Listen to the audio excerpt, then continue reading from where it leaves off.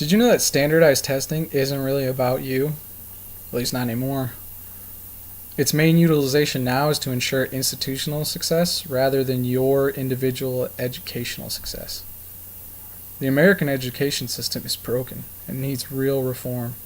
This involves a focus on public school and a diversion of resources to fix the problem, not just alternative forms of education alone, like some would lead you to believe. I'm a research student focused on the sociological aspects of education and have given presentations at both of the institutions I currently attend, the University of Wisconsin-Madison and Edgewood College.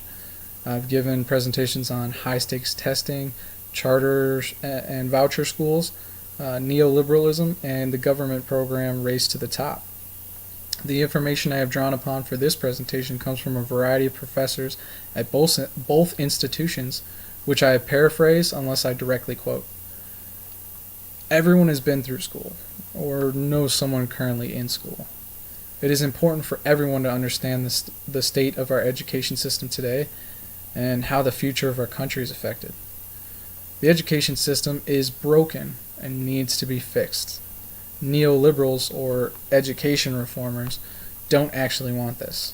Their aim is to make testing the focus, privatize schooling, and make a profit. Public schooling needs attention and policy change, not dismissal. Let's start out first by looking at today's education reform. The first area of concern within our education system is education reform and neoliberalism. To explore these further, we need to know what used to be considered education reform, what neoliberalism is, and what education reform has become. Historical education reform was different. According to Susan Pastor, Associate Director of the Core Program at Edgewood College, at first, education reform was a fight for positive change, like movements for smaller class sizes and curriculum improvement during the labor strike in Chicago, or the push for more trade-based education in the 1950s and then again in the 1980s. Now it's become more of an economic entity. She put it so eloquently, but what I got from it was there was an actual sense of reform of what is, rather than a top-to-bottom overhaul of the education system.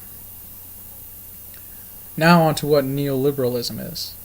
Neoliberalism is a political viewpoint that takes the idea behind capitalism, which was known as liberalism, that the free market should be available to all people equally, that it should be a public market with equal opportunity.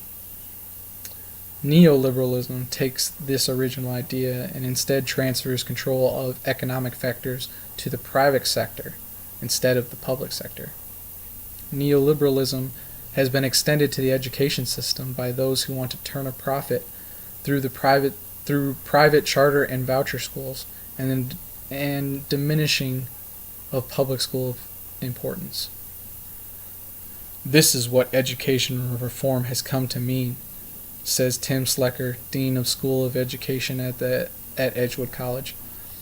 In order to gain support for a privatization of school, neoliberals needed to frame the public school as a problem within our education system. To do so, they needed to have a scapegoat and a solution.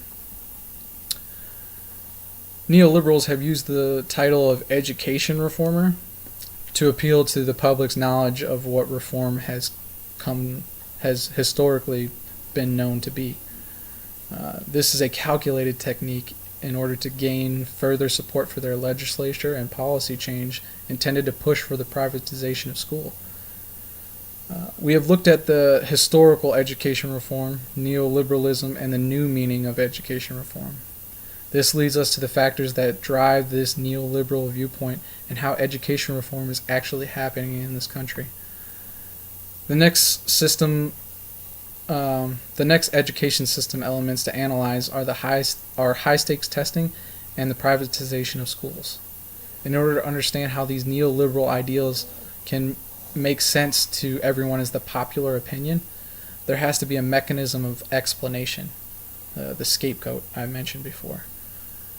To explain the push for testing, we must first look at the achievement gap, and then what today's standardized tests are for, and finally privatize schooling as an answer. The achievement gap is a useful tool for measuring success, especially when you need to blame someone. The achievement gap is a statistical measure of white student test scores as compared to black or African American student test scores. This was originally intended to showcase racial disparities in education with regards to access and treatment within the education system. White students have historically scored higher on standardized tests, and this achievement gap continues to widen.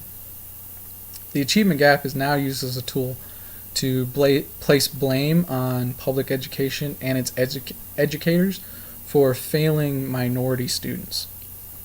When measuring a school's success or failure, the first thing looked at is the students' test scores and the achievement gap.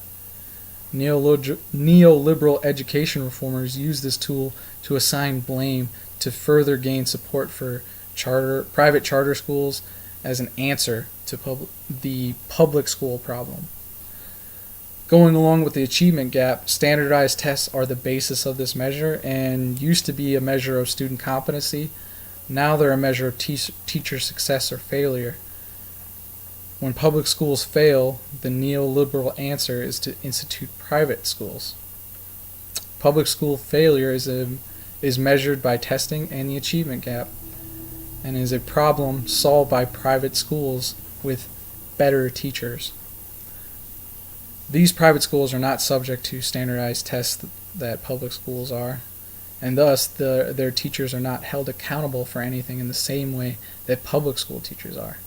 This tips the scales in favor of private schooling in the public eye and furthers the support. Private school does work in the same way that public school works.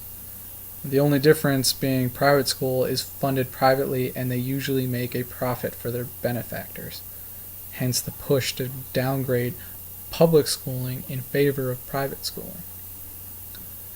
Having covered the achievement gap, standardized tests, and how each are utilized today, and privatized schooling, we can now start to see how neoliberals and their version of education reform could be easily mistaken for the real thing. But what is the real thing? Lastly, I'll cover public schools and how their teachers are not to blame. The public schools in this country are scarily underfunded and have policies that leave people scratches in their heads. But that doesn't mean private schools are the answer to the issue at hand. They are simply an alternative to public schooling, an alternative that comes with consequences. Public schools are severely underfunded and riddled with counterproductive policy. Public schools are funded by the government, and without getting too technical, the government has a budget with limited funds, and they have to distribute these funds to the many departments within the government. This includes public schools, and a lot of the times, public schools get the short end of the stick.